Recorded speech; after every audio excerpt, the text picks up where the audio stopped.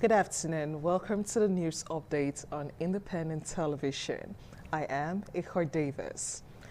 Action continued at the Lucky Igbenedion Sports Center, Etite, Benin City, as match day 2 of the 3rd edition of CADA Unity Cup 2026 produced competitive encounters with teams battling for vital points in the military and paramilitary championship. Solomon Aino reports that the day's fixtures delivered excitement and determination across the center as participating agencies showcased teamwork and resilience in their quest for progression. The opening fixture saw the Nigerian Security and Civil Defense Corps edged past the National Drug Law Enforcement Agency with a 1-0 victory after a closely contested encounter. In the second match of the day, the Nigerian Air Force shared spoils with the Department of State Service, DSS, as both sides settled for a 1-1 draw. The final game provided the decisive scoreline of the day, with the Nigerian Army recording a 3-1 victory over the Federal Road Safety Corps, FRSC, in a spirited contest that capped off Mark Day 3. Players and coaches at the end of the games described the competition as intense and rewarding, saying that the CADA Unity Cup continued to promote fitness, unity and sportsmanship among security agencies. Today's game was a nice game. The Army came out stronger, and in game of football, the good team win the match, so they were the good team today. Yes, I believe so much in the team because I believe they prepared well, so I believe greatly we can do that. The fight continues. We hope for the best in our next match. We trained, we did what we could do, but God has the final say, So, and without the help of my team, I cannot do it. You understand? So it was a teamwork, not my effort alone. So, same thing. You should expect the next match. With match day 2 concluded, attention now shifts to subsequent fixtures as teams regroup and intensify preparation ahead of the next round of matches in the 3rd edition of the CADA Unity Cup 2026. From Benin, Solomon Aino, ITV News. 8 suspected kidnappers and 5 pipeline vendors have been arrested by the Edo State Police Command during coordinated security operations in parts of Asan West and Owan West local government area of the state.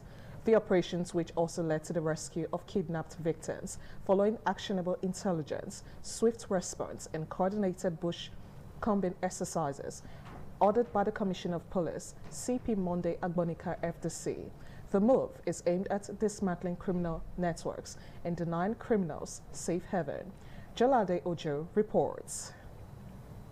According to the police, operatives of the Ekpoma Division on January 26, 2026, arrested 5 suspects in connection with the vandalism of a Nigerian National Petroleum Company Limited NNPC pipeline at Uhiele community, Ekpoma. An excavator allegedly used to damage the pipeline was recovered, while efforts are ongoing to apprehend other suspects who escaped from the scene and recover the vandalized pipes. In another operation, a coordinated bushcombing exercise carried out on January 28, 2026, across Idoha and Ewu Forest led to the arrest of 8 suspected kidnappers. Police say investigations are ongoing to uncover other members of the syndicate, as 3 tents believed to be kidnappers' camps were discovered. 5 mobile phones suspected to belong to the kidnapped victims were also recovered. Meanwhile, on January 29, 2026, a joint security team rescued a farmer and his 2 wives who were abducted from their farm at Egoro Amende community, Ekpoma. The victims were rescued unhurt after intensive search operations across several forest locations in Asan West and Owan West local government areas, as the kidnappers reportedly fled on citing security operatives.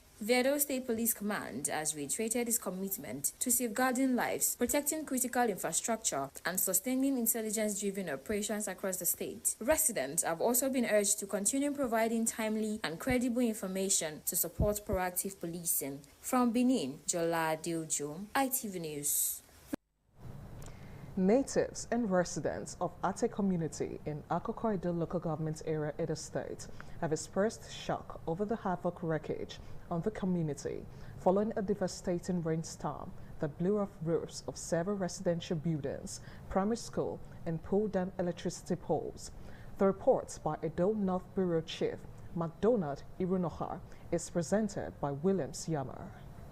It was a pathetic situation in Ate community as the devastation caused by the rainstorm left in its trail unquantifiable destruction. Roofs of several houses and that of the primary school were blown off. Trees and electricity poles pulled down, which blocked the access road leading to the community. Commenting on the situation, some owners of the affected houses said the disaster is unimaginable.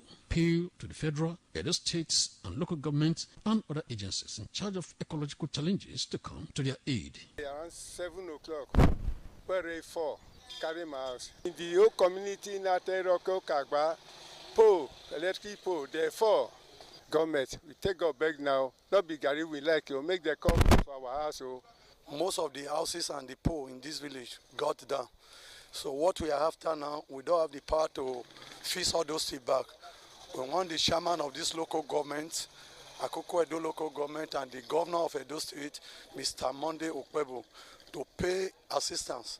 This tornado affected so many BDs, more than 100 BDs in Ate. Up to this present time we are talking, even the poles, the electric poles that we are using in Ate fell down. And everywhere, everybody is suffering. Everybody is afraid. So we need the government assistance to quickly come to our aid. Affected properties damaged by the rainstorm in Ate community are worth millions of naira. Williamsiana, ITV News. The Chief of Army Staff, Corps, Lieutenant General Waide Shaibu, has reaffirmed the Nigerian Army's commitment to strengthening its strategic partnership with the Nigerian Armed Forces Resettlement Center, NAFRC, Lagos, to enhance personnel welfare and prepare troops for life after service. Shaibu gave the assurance during a high-level meeting with the commandant of NAFRC, Air Vice Marshal Nameka Ilo, at the headquarters in Abuja. He stressed the need to address operational challenges hindering effective skill acquisition and post-service transition, noting that welfare support must extend beyond active duty to guarantee long-term stability and productivity for personnel. The Army Chief congratulated Ilo on his appointment and underscored the critical role of NAFRC in equipping military personnel with vocational, technical, and professional skills needed for economic self-reliance after retirement. He added that structured resettlement programs remain central to the Army's evolving welfare framework. Shaibu commended the center's diverse training initiatives, describing them as essential to ensuring a smooth and dignified transition from military to civilian life. He also acknowledged the leadership responsibility involved in managing the welfare and development of large numbers of personnel undergoing training. The Federal Ministry of Education has commenced the full enforcement of biometric attendance verification across all centers participating in the federal government's Technical and Vocational Education and Training (TVET) program as part of renewed efforts to strengthen transparency, accountability, and effective service delivery. The enforcement, which took effect from 1st February 2026, follows a circular issued in December 2025 directing all TVET training centers to procure and deploy biometric attendance systems for real-time monitoring. The ministry states unequivocally that biometric verification is now the sole approved method for validating attendance under the TVET program. Consequently, all payments to training centers and monthly stipends to trainees are now processed strictly on the basis of verified biometric attendance records. Any training center that fails to comply with this requirement will not be eligible for payments, and its trainees will likewise forfeit their monthly stipends. Training centers were earlier notified that continued non-compliance would result in removal from all programs, with affected trainees redeployed to fully compliant centers. The ministry reiterates that the compliance with biometric attendance verification is mandatory and non-negotiable, as it safeguards public funds and ensures that program benefits reach their intended being. Troops of the Nigerian Army have recorded significant success in recent nationwide operations neutralizing 32 Boko Haram and ISWAP fighters, dismantling terrorist camps, and rescuing 70 kidnapped victims over the past 3 weeks. In a Wednesday statement signed by the Lieutenant Colonel Sani Uba, the Med, in a Wednesday statement, the lieutenant said, Headquarters, Joint Task Force Northeast Operation. The intelligence-led attacks were carried out by troops attached to the Operation Hardin Kai and condemned Operation Desert Sanity. The statement reads, troops of the Joint Task Force Northeast Operation Hardin Kai recorded a major operational breakthrough following a carefully coordinated operations in the last 2 weeks leading to the capture and destruction of notorious ISWAP terrorist detention facility deep within the forested Timbuktu Triangle in Gujiba local government area. He explained that the development marks a significant advance into areas long considered beyond the reach of security forces and underscores the growing effectiveness and sustainability of ongoing counterinsurgency operations. The Army further disclosed that the operation was conducted successfully and without incident, reflecting the resilience, professionalism, discipline, and combat effectiveness of the troops of OPHK. The battle for the national structure of the People's Democratic Party, PDP, heightened on Tuesday as the clash between Governor Seyi Makinde and the Minister of the Federal Capital Territory, FCT, Nyesom Wike, resurfaced over the control of the Oyo State political space.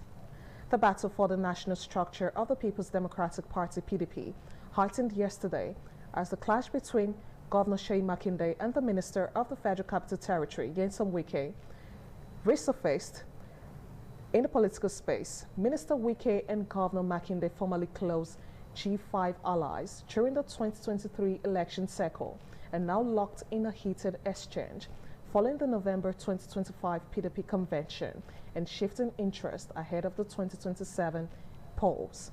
On Monday, Wike declared his interest in the Oyo State political structure after a meeting of the Rama Mohammed-led caretaker committee held in Abuja, which announced March 29 as the date for the party's convention.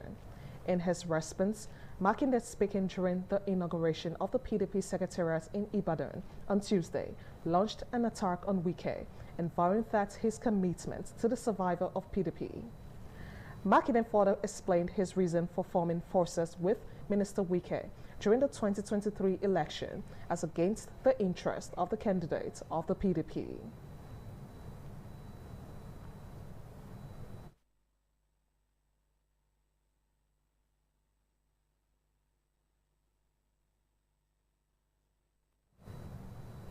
Now talking sports, Arsenal took a step closer to winning their first major silverware since 2020 as they beat Chelsea to reach the Carabao Cup final.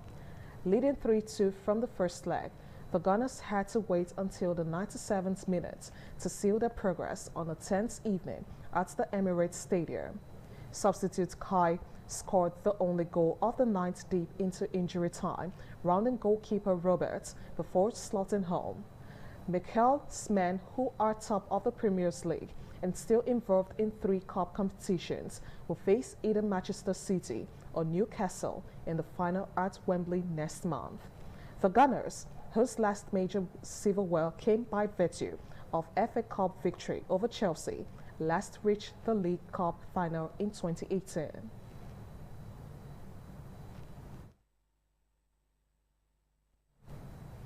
This is where we call it a wrap on the news updates on independent television. Thank you so much for listening. I am Ikhar Davis. Good afternoon.